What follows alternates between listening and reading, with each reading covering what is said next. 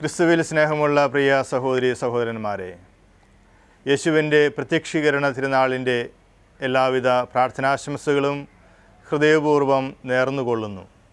വചനധ്യാനത്തിലേക്ക് നിങ്ങളേവരെയും സ്വാഗതം ചെയ്യുന്നു.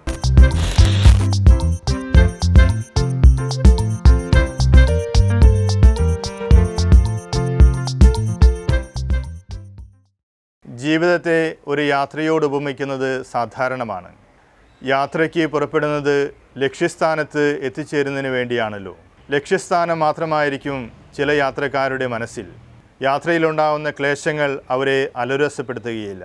എന്നാൽ മറ്റു ചിലരാകട്ടെ യാത്രയുടെ ആരംഭം മുതൽ അവസാനം വരെ മറ്റു പല കാര്യങ്ങളിലായിരിക്കും ശ്രദ്ധ കേന്ദ്രീകരിക്കുക. അവയിൽ അവർ പതിപ്പിക്കുന്ന ശ്രദ്ധയും കരുതലും കാണുമ്പോൾ യാത്രയുടെ ലക്ഷ്യത്തെക്കുറിച്ച് അവർ മറന്നുപോയെന്ന് തോന്നിപ്പോകും.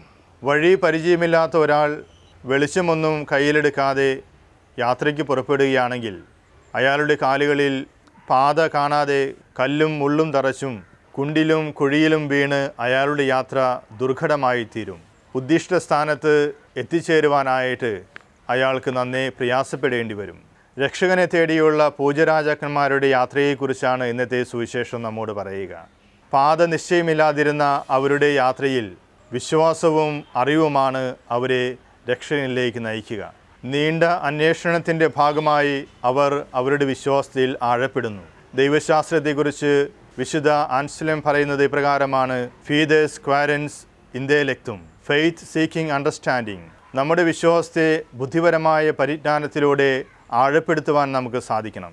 ശ്രദ്ധിക്കേണ്ടത് വിശ്വാസം ആദ്യവും അറിവ് രണ്ടാമതുമാണ് വരേണ്ടത്. വിശുദ്ധ യോഹന്നാൻ ഇപ്രകാരം പറയുന്നുണ്ട്: നീയാണ് ദൈവത്തിൻ്റെ പരിശുദ്ധനെന്ന് ഞങ്ങൾ വിശ്വസിക്കുകയും അറിയുകയും ചെയ്തിരിക്കുന്നുവെന്ന്. നമ്മുടെ എല്ലാ വിശ്വാസത്തെക്കുറിച്ചുള്ള അറിവുകൾ നമ്മുടെ വിശ്വാസത്തിൽ ആഴപ്പെടുവാനുള്ള മാർഗമായിട്ട് കാണാൻ നമുക്ക് സാധിക്കണം. പലപ്പോഴും നമ്മുടെ വിശ്വാസ ജീവിതത്തെക്കുറിച്ച് ചിന്തിക്കുമ്പോൾ വിശിഷ്ടാവസരങ്ങളിൽ മാത്രം എടുത്തണയുന്ന ആഭരണം പോലെയാണ് എന്ന് നമ്മൾക്ക് കാണുവാൻ സാധിക്കും.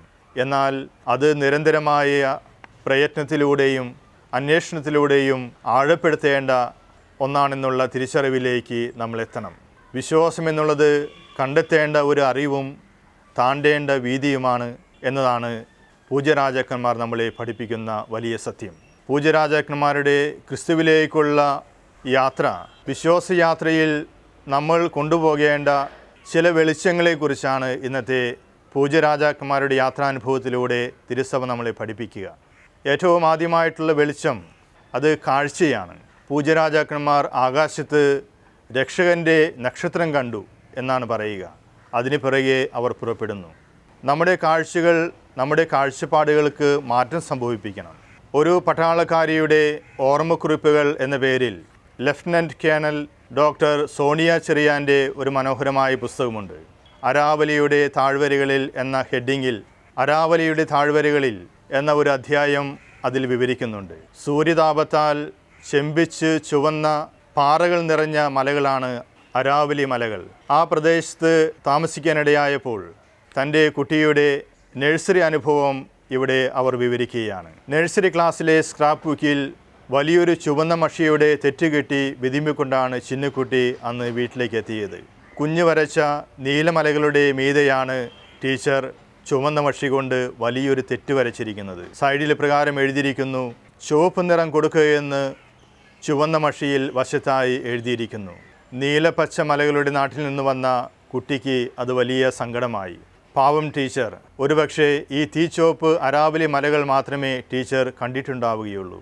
പലപ്പോഴും നമ്മുടെ ഇടുങ്ങിയ കാഴ്ചകളിൽ അഭിരമിക്കുന്നവരാണ് നമ്മൾ ഓരോരുത്തരും. യഥാർത്ഥമായ കാഴ്ചപ്പാടുകളിലേക്ക് നമ്മൾ ഉണരണമെങ്കിൽ യാത്രയുടെ ആവശ്യമുണ്ട്. മറ്റുള്ളവരിലേക്കുള്ള യാത്ര, ബുദ്ധിപരമായും അറിവിൻ്റെയും മേഖലയിലുള്ള യാത്ര. ഇപ്രകാരം നിരന്തരം മറ്റുള്ളവരിലേക്കും മറ്റുള്ള സംഭവങ്ങളിലേക്കും മറ്റുള്ള അറിവുകളിലേക്കും വിജ്ഞാനത്തിലേക്കുമൊക്കെ നമ്മൾ യാത്ര ചെയ്യുന്ന വ്യക്തികളാകുമ്പോഴാണ് നമ്മുടെ ജീവിതത്തിന് വലിയ വലിയ കാഴ്ചപ്പാടുകൾ കടന്നു വരിക.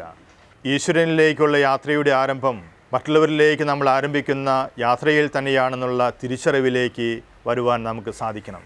നമ്മുടെ യാത്രയിൽ നമ്മൾ ഏറ്റവും ആദ്യം കൊണ്ടു നടക്കേണ്ട വെളിച്ചം ഇപ്രകാരമുള്ള കാഴ്ചപ്പാടുകളാകട്ടെ.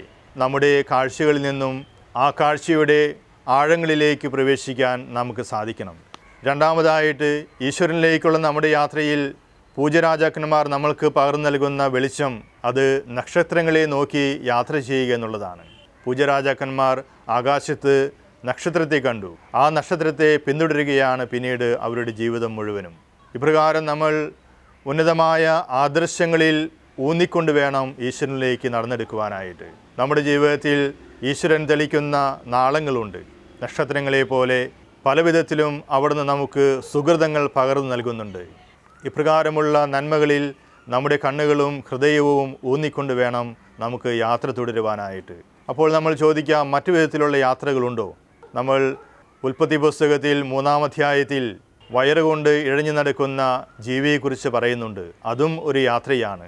പൂഴി തിന്നുകൊണ്ട് ജീവിക്കുന്ന ജീവി. ഒരുപക്ഷെ നമ്മുടെ ഈ ലോകത്തിലെ നേട്ടങ്ങൾക്ക് വേണ്ടിയുള്ള സങ്കുചിതമായ മനസ്ഥിതിയോടുകൂടി നമ്മൾ ജീവിക്കുമ്പോൾ ഇപ്രകാരമുള്ളൊരു യാത്രയിലാണ് നമ്മൾ ആയിരിക്കുക. ഉന്നതങ്ങളിലേക്ക് നോക്കാൻ ശക്തിപ്പെടാതെ ഈ ലോകത്തിലെ ചെറിയ ചെറിയ നേട്ടങ്ങളിൽ മാത്രം മനസ്സൂന്നിക്കൊണ്ട് ജീവിക്കുന്ന വ്യക്തികൾ. അപ്രകാരമുള്ള സങ്കുചിതമായ മനോഭാവത്തോടെ ജീവിക്കുമ്പോൾ മറ്റുള്ളവരിലേക്ക് യാത്ര ചെയ്യുവാൻ നമുക്ക് സാധിക്കുകയില്ല. അതുവഴി ഈശ്വരനിലേക്ക് എത്തിച്ചേരുവാൻ നമുക്ക് സാധിക്കുകയില്ല. അങ്ങനെ യാത്ര ചെയ്യുന്നവരുടെ ഏക ലക്ഷ്യം അവരുടെ വിശപ്പടക്കുക എന്ന് മാത്രമാണ്. പണത്തിന് വേണ്ടിയുള്ള വിശപ്പ്, അധികാരത്തിന് വേണ്ടിയുള്ള വിശപ്പ്, ഇപ്രകാരം ഈ ലോകത്തിലെ നന്മകൾക്ക് വേണ്ടി മാത്രമുള്ള വിശപ്പുമായി നടക്കുന്ന വ്യക്തികളായിട്ട് അവർ തീരുകയാണ്. പൂജ്യരാജാക്കന്മാർ നമുക്ക് നൽകുന്ന ഒരു വെട്ടം ഇതാണ്: ആകാശത്തിലേക്ക് നോക്കി ദൈവത്തിലേക്ക് മനസ്സൂന്നിക്കൊണ്ട് നമ്മൾ യാത്ര തിരിക്കുക. ഇപ്രകാരം യാത്ര തിരിക്കുമ്പോൾ അവർ ചെന്നെത്തുന്നത് ജെറുസലേമിലേക്കാണ്. വിജാതീയരായ ഈ 3 പൂജ്യരാജാക്കന്മാർ ജെറുസലേമിലേക്ക് ചെന്നെത്തുന്നു. ജെറുസലേം എന്ന് പറഞ്ഞാൽ പ്രവാചകന്മാരുടെ ഭവനമാണ്, ഇസ്രായേൽ ജനത്തിൻ്റെ ഭവനമാണ്. അപ്പോൾ അവർ മനസ്സിലാക്കുന്ന ഒരു കാര്യം, തങ്ങൾക്ക് മുമ്പേ രക്ഷകനിലേക്ക് നടന്നെടുക്കുന്ന അനേകം വ്യക്തികളുണ്ട് എന്ന യാഥാർത്ഥ്യമാണ്. നമ്മൾ ഈശ്വരനിലേക്കുള്ള യാത്രയിൽ ഒരിക്കലും തനിച്ചല്ല. നമ്മോടൊപ്പം യാത്ര ചെയ്യുന്ന അനേകം വ്യക്തികളെ കണ്ടെത്തുവാനായിട്ട് സാധിക്കും. ജെറുസലേം എന്ന് പറഞ്ഞാൽ അത് ഇസ്രായേൽ ഭവനമായിട്ട് മാറുന്നു. അതോടൊപ്പം തന്നെ ദൈവത്തിൻ്റെ വചനം കുടികൊള്ളുന്ന ഇടമായിട്ട് മാറുന്നു. നമ്മൾ നമ്മുടെ മനസ്സിൽ ഉയർന്നു വരുന്ന നന്മകളിൽ മാത്രമല്ല യേശുവിനെ കണ്ടെത്താൻ ശ്രമിക്കേണ്ടത്. അതിൽ നിന്നും പ്രചോദനം ഉൾക്കൊണ്ടുകൊണ്ട് ദൈവവചനത്തിൽ ആശ്രയിക്കുവാൻ നമുക്ക് സാധിക്കണം. അവർ കൃത്യമായി ദൈവവചനം പഠിക്കുന്നു. കൃത്യമായിട്ട് എവിടെയാണ് രക്ഷകൻ ജനിക്കുക എന്ന് മനസ്സിലാക്കുന്നു. അതിനുശേഷം ആ ദൈവവചനത്തോടുകൂടി അവർ യാത്ര ചെയ്യുകയാണ്. അവരുടെ നിർദ്ദേശമനുസരിച്ച് അവർ ജെറുസലേമിലേക്ക് യാത്രയായി എന്ന് പറയുന്നു. ഇപ്രകാരം നമ്മുടെ നന്മകളെ നമ്മൾ മുറുകെ പിടിച്ചുകൊണ്ട് ദൈവവചനത്തിൽ ആഴപ്പെട്ടുകൊണ്ട് ദൈവവചനം നമ്മുടെ ജീവിതത്തിൻ്റെ ഭാഗമായി മാറ്റുമ്പോൾ രക്ഷകനിലേക്ക് നടന്നെടുക്കുവാനായിട്ട് നമുക്ക് സാധിക്കും. അവർ അപ്രകാരം യാത്ര ചെയ്യുമ്പോൾ വീണ്ടും നക്ഷത്രം പ്രത്യക്ഷപ്പെടുന്നു. അത് ബെത്ലഹേമിൽ യേശുവിൻ്റെ പക്കലേക്ക് അവരെ നയിക്കുന്നു. ഇപ്രകാരം യേശുവിനെ കണ്ടെത്തുമ്പോൾ അവർ ആഹ്ലാദിക്കുകയാണ്, ആനന്ദിക്കുകയാണ്. അവർ വലിയ കാണിക്കകൾ കാഴ്ചവെക്കുന്നു. സ്വർണവും മീറയും കുന്തിരിക്കവും അവർ കാഴ്ചവെക്കുന്നു. ഇവിടെ നമുക്ക് കാണാൻ സാധിക്കുക, അവിടെ സ്വർണമെന്ന് പറഞ്ഞാൽ അവരുടെ ജീവിത സമ്പാദ്യമാണ്. നമ്മുടെ ജീവിതത്തിലെ സമ്പാദ്യങ്ങളെ മുഴുവനും കർത്താവിലേക്ക് കാഴ്ചവെക്കുവാനായിട്ട് നമുക്ക് സാധിക്കണം. കുന്തിരിക്കമെന്ന് പറയുമ്പോൾ അത് അവരുടെ ജീവിത നേട്ടങ്ങളാണ്. നമ്മുടെ ജീവിതത്തിലെ എല്ലാ വിജയങ്ങളെയും കർത്താവിനെ സമർപ്പിക്കുവാനായിട്ട് അവർക്ക് സാധിച്ചു. അതോടൊപ്പം തന്നെ മീറ എന്ന് പറയുമ്പോൾ അത് മരണാനന്തര കർമ്മങ്ങൾക്ക് വേണ്ടി ഉപയോഗിക്കുന്ന ഒന്നാണ്. എന്തുകൊണ്ടാണ് യേശുവിനെ അവർ മീറ സമർപ്പിക്കുന്നത് എന്ന് ചോദിക്കാം. ബാലനായ യേശുവിന് ഈ 3 കാര്യങ്ങളും ആവശ്യമുണ്ടോ? മീറ സമർപ്പിക്കുന്ന വഴി തങ്ങളുടെ മരണത്തെ പോലും ആഘോഷിച്ചുകൊണ്ട് ദൈവത്തിന് സമർപ്പിക്കുവാൻ അവർ തയ്യാറാകുന്നു എന്ന യാഥാർത്ഥ്യമാണ്. തങ്ങളുടെ ജീവിതം മുഴുവനും കർത്താവിലേക്ക് സമർപ്പിക്കുന്നു. തങ്ങളുടെ ജീവിത സമ്പാദ്യങ്ങളും ജീവിതത്തിലെ നേട്ടങ്ങളും ജീവിതത്തിലെ പരാജയങ്ങളുമെല്ലാം ഉണ്ണിയേശുവിനെ സമർപ്പിച്ചുകൊണ്ട് അവർ തങ്ങളുടെ ദേശത്തേക്ക് സന്തോഷത്തോടുകൂടി മടങ്ങിപ്പോകുന്നതായിട്ടാണ് നമ്മൾ കാണുക. നമ്മൾ യേശുവിനെ തിരഞ്ഞുള്ള യാത്രയിൽ ഇപ്രകാരമുള്ളൊരു സന്തോഷം അനുഭവിക്കുന്ന വ്യക്തികളായി നമ്മൾ തീരട്ടെ. യേശുവിനെ കണ്ടുമുട്ടുമ്പോൾ മാത്രമാണ് യഥാർത്ഥമായ ആനന്ദം നമ്മുടെ ജീവിതത്തിലുണ്ടാവുക. വിശുദ്ധ പൗലോസ് അപ്പോസ്തലൻ പ്രകാരം പറയുന്നുണ്ട്, യേശുവിനെ കണ്ടുമുട്ടുന്നതിന് മുമ്പ് നിങ്ങൾ പ്രത്യാശയില്ലാത്തവരും ദൈവമില്ലാത്തവരുമായി ജീവിച്ചുവെന്ന്. പൗലോസ് അപ്പോസ്തലൻ്റെ കാലഘട്ടത്തിൽ 1-ാം നൂറ്റാണ്ടിൽ ഒരു കല്ലറയിൽ പ്രകാരം എഴുതി വച്ചിട്ടുണ്ട്, ഇൻ നിഹിൽ അബ് നിഹിലോ കോം ചീത്തോ റഷീദിമൂസ്. ശൂന്യതയിൽ നിന്നും ശൂന്യതയിലേക്ക് നമ്മൾ എത്ര പെട്ടെന്നാണ് വീണു പോകുന്നത് എന്ന്. ഇപ്രകാരമുള്ള നിരാശയിൽ കഴിഞ്ഞിരുന്ന വ്യക്തികൾക്കാണ് പൗലോസ് അപ്പോസ്തലൻ വലിയ സന്ദേശം കൊടുക്കുന്നത്. നിങ്ങൾ ക്രിസ്തുവിനെ കണ്ടുമുട്ടുമ്പോൾ പ്രത്യാശയുള്ള വ്യക്തികളായി തീരുന്നുവെന്ന്. നമ്മുടെ ജീവിതത്തിൽ നമ്മൾ ക്രിസ്തുവിനെ കണ്ടുമുട്ടി പ്രത്യാശയോടുകൂടി ജീവിക്കുന്ന വ്യക്തികളായി തീരാൻ നമുക്ക് പരിശ്രമിക്കാം. കർത്താവിൻ്റെ പ്രത്യക്ഷീകരണ തിരുനാൾ ആഘോഷിക്കുന്ന ഈ സുദിനത്തിൽ നമ്മളും പൂജ്യരാജാക്കന്മാരെ പോലെ കർത്താവിനെ അന്വേഷിച്ചിറങ്ങുന്ന വ്യക്തികളായി തീരട്ടെ. നമ്മുടെ കാഴ്ചകൾ പുതിയ പുതിയ കാഴ്ചപ്പാടുകളിലേക്ക് നമ്മളെ നയിക്കട്ടെ. ഉന്നതങ്ങളിലേക്ക് ദൃഷ്ടികൾ ഉയർത്തിക്കൊണ്ട് ഉന്നതമായ ആദർശങ്ങളിൽ മനസ്സൂന്നിക്കൊണ്ട് കർത്താവിൻ്റെ പക്കലേക്ക് നമുക്ക് നടന്നെടുക്കാം. അതോടൊപ്പം തന്നെ പൂജ്യരാജാക്കന്മാരെ പോലെ ഇസ്രായേൽ പാരമ്പര്യം കാത്തു സൂക്ഷിച്ചുകൊണ്ട് വേണം നമ്മൾ മുന്നോട്ട് പോകുവാനായിട്ട്. കർത്താവിൻ്റെ വചനം മുറുകെ പിടിച്ചുകൊണ്ട് നമ്മൾക്ക് മുന്നോട്ട് പോകാനുള്ള ശക്തി അവിടെ നൽകട്ടെ. ഇപ്രകാരം നമ്മൾ തീവ്രമായി യേശുവിനെ അന്വേഷിച്ചുകൊണ്ട് ജീവിതയാത്ര നയിക്കുമ്പോൾ യേശുവിനെ കണ്ടുമുട്ടുവാനുള്ള വലിയ ഭാഗ്യം അവിടെ നമുക്ക് നൽകും.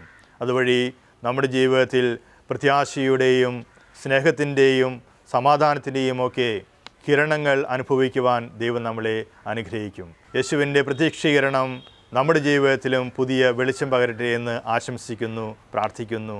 ആമേൻ.